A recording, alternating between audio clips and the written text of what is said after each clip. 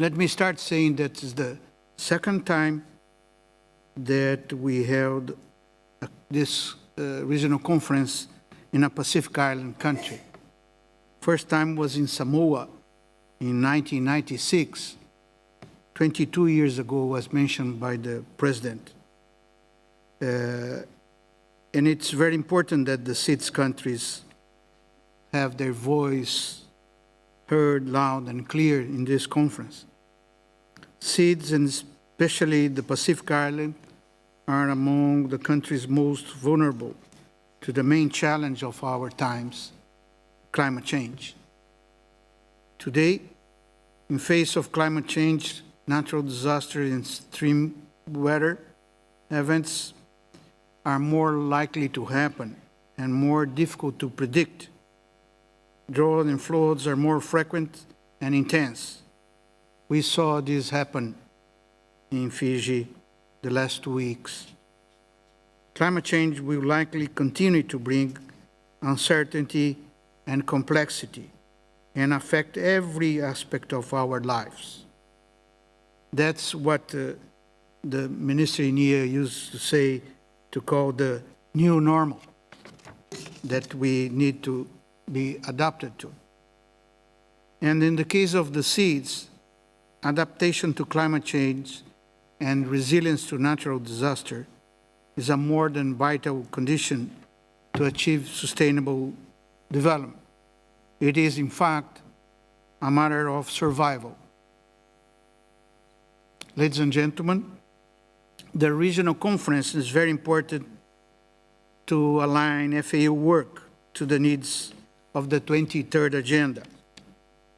FAO highest priority is to support countries to achieve the SDG number 2 on ending hunger and all forms of malnutrition, and at the same time promoting sustainable agricultural development.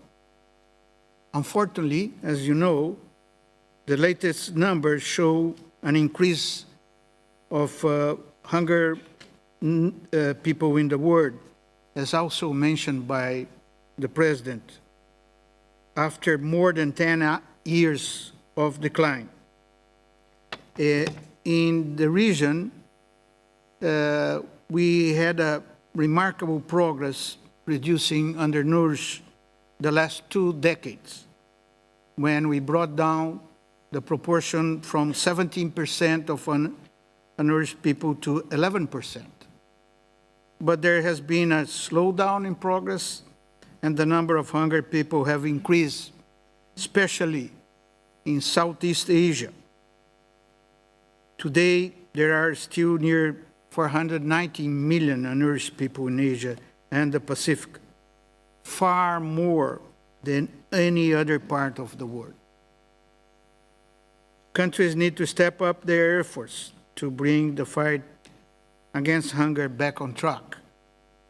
For that, it's crucial to build resilience of rural communities, particularly for family farmers, where poverty and hunger still concentrate. The implementation of and reinforcement of social protection systems and climate-smart agriculture practices are fundamental in this sense.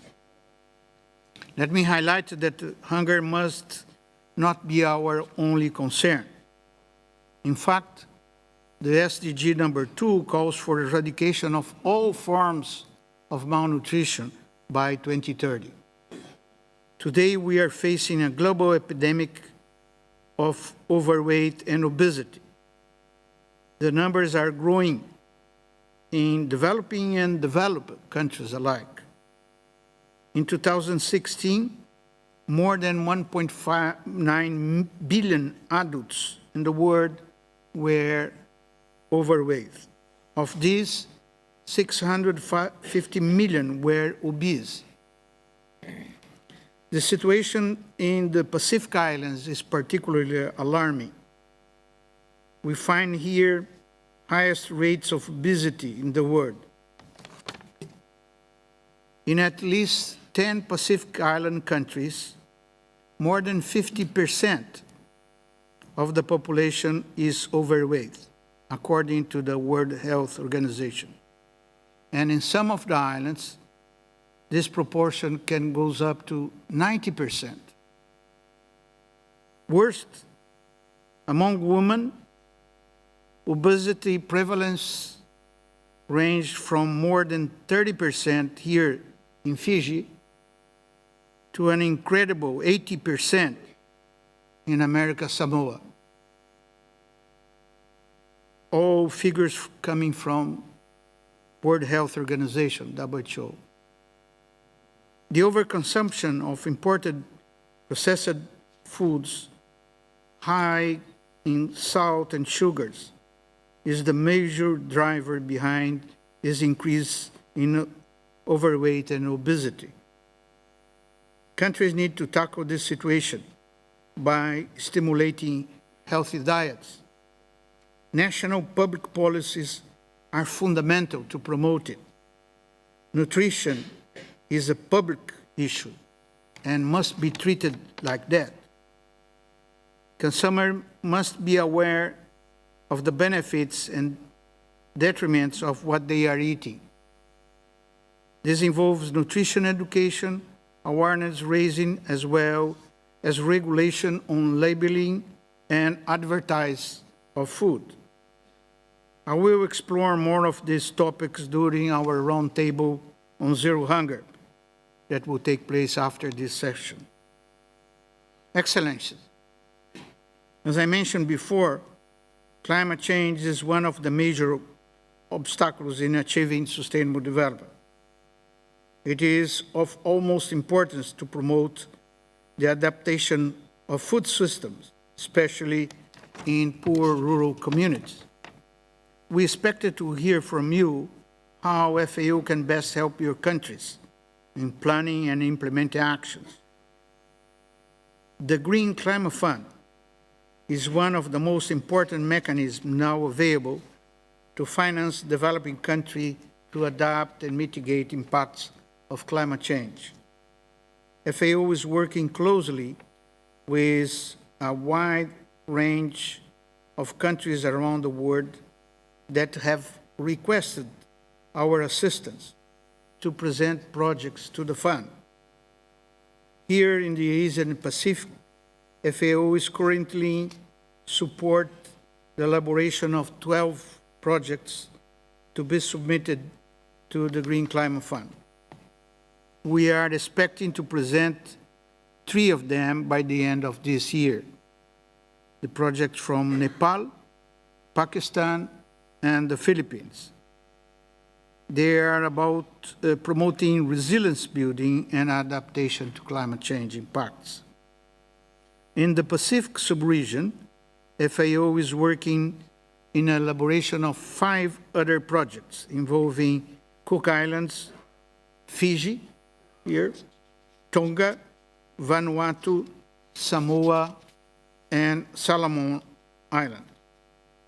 So there is a lot of work to do, and as I said before, the elaboration of those projects are quite more complicated in the small island states due to the lack of information available. Ladies and gentlemen, FAO is looking to strengthen and forge new partnerships. Working together is crucial. This includes South-South and triangular cooperation, for example. In relation to the seeds, the Global Action Program on Food Security and Nutrition, acronym GAP, is very important to ensure that global and regional policies process will meet the needs and priorities of the seeds. I call upon international and regional partners to work together with the seeds to implement the GAP and, where possible, contribute with financial and technical support.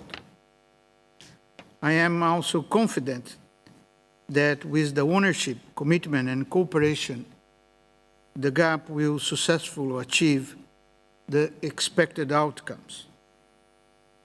Let me conclude by saying there are still many challenges ahead.